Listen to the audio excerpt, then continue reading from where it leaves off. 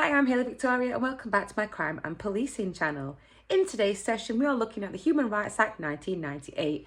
This is super important. You need to know this stuff. If you're going out there and interacting with humans, you need to make sure that you're not infringing their rights. You don't want to be engaging in all these articles, getting yourselves in trouble and treating people like cack. That's not how we do things. The Human Rights Act is absolutely fantastic and it threads through policing seamlessly. Working alongside things such as the Criminal Justice Act and PACE, all these different things that we use to make sure we're doing the right thing, the Human Rights Act can help guide us in the right direction. Also, remembering the Pcda principles. I'm a massive Pcda principles fan. You know, policing by consent, the public are the police and the police are the public. We need to make sure we're doing this in unison, that the public trust the police and that, you know, the police can be trusted by the public because we're working together to keep the communities safe. That is my utopian dream, that everybody works together to make our streets safe for everybody, for all. So the Human Rights Act, like I said, is massively important, and public authorities can't really infringe on those unless there are circumstances in which they need to. Your human rights articles tend to come into three different categories: your absolute, your qualified, and your limited rights. And I'll go through all of those with you right now. I always talk about Article 5 when we're looking at these policing videos, because that's something that you do engage all the time, which is the right to liberty. So when you're arresting somebody or detaining somebody, you are taking away their liberty, but you're doing it in the course of your duties to keep other people safe. And that's what we're going to talk about, the why we're allowed sometimes to engage those articles of the human rights legislation. Okay, so let's go from the top. We're going to start off with the serious ones, and these are your absolute rights. This means you cannot mess about with it. Doesn't matter if you're Boris Johnson, although I don't know what's going on at the minute with Parliament, or whoever, right? It doesn't matter who you are, you cannot mess about with these rights. These are absolute rights. Just hold that thought. Okay, the first one is Article 2, and that's the right to life. So we all have a right to be alive. Nobody has the right to go around and take someone's life. We cannot do that. You know, murder is a really, really, really old offence. It's actually common law. And as you know, common law is the oldest type of law that we have. That's been passed around, you know, villages and everything, all the local courts, and people have agreed that murder is bad. And, you know, hundreds and hundreds of years ago, we know that's bad. And the Human Rights Act tells us also that everyone has a right to life. You do not have any rights to go and kill people. Although, hear me out here. This is a really important thing that obviously we need to take consideration of in the police.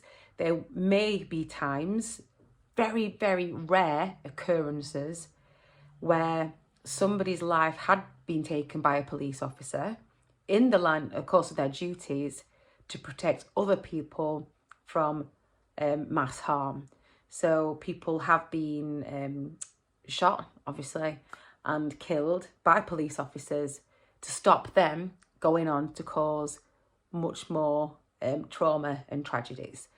However, every time a death is caused by a police officer or anybody in the policing family, through whatever means, obviously, on the line of duty, we're not going around killing people, an inquiry takes place. So you have to. An inquiry has to take place if somebody has been killed by a police officer, and it should be, okay? So you can't just go around killing people because Article 2, the right to life. And I just want to clarify as well, taking somebody's life, any operation is the last port of call. It's the last thing that police officers do.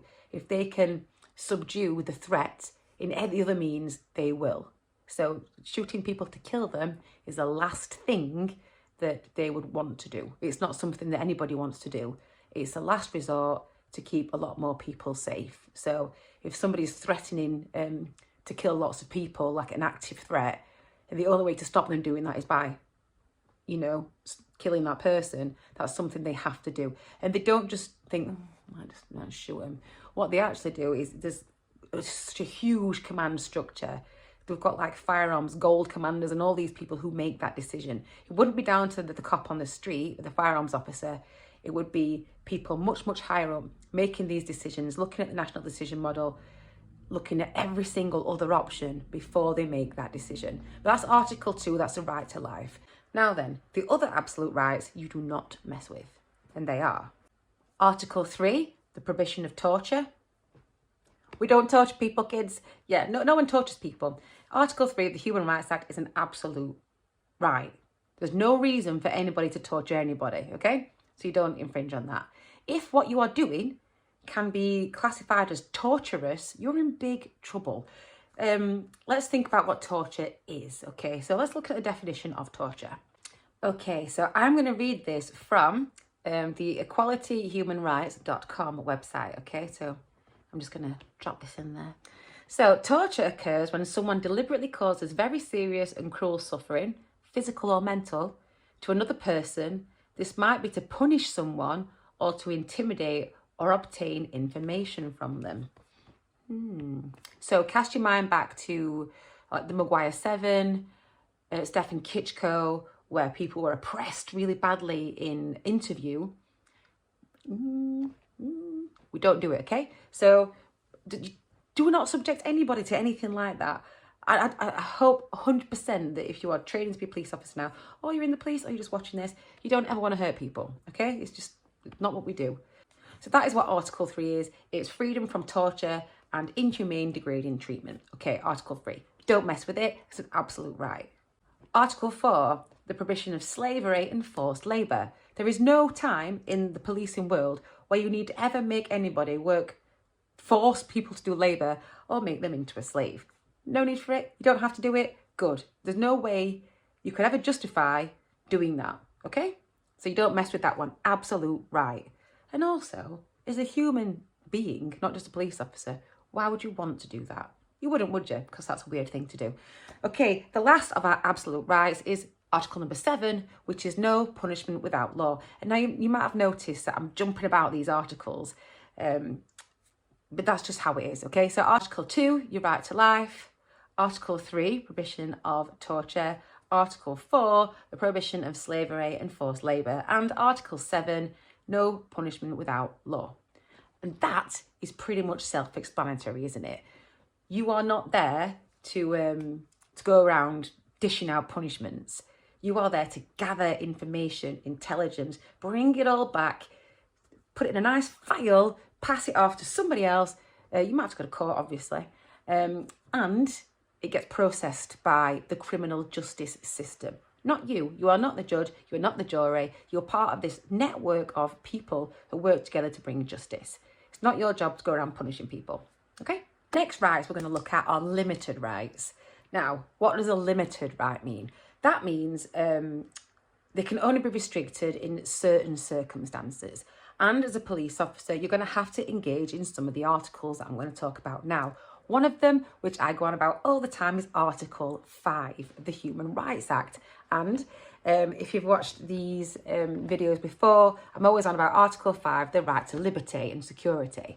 Now, when you're in the course of your duties, if you have to detain somebody or arrest them, for whatever purposes, you're engaging that article. But you must justify your actions. That's why we have such things as necessity criteria and points to prove. You can't just be locking people up for the laugh because they've got a right to liberty. Okay? So make sure if you do want to detain somebody, you've got a necessity to do so and it's proportionate for what you're actually doing. Does that make sense? I hope so, because that is one I mention all the time and I'll know if you've been listening or not.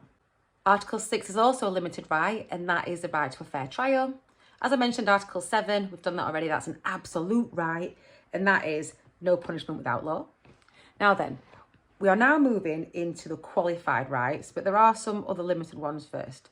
In fact, we'll do the limited ones. Let's get all the limited out of the way. We've done absolute, now we're doing limited. So we started absolute, which is 2, 3, 4, 7. Thank you for organising it like this, human rights people. It's not confused or anything. 5 and 6 are limited.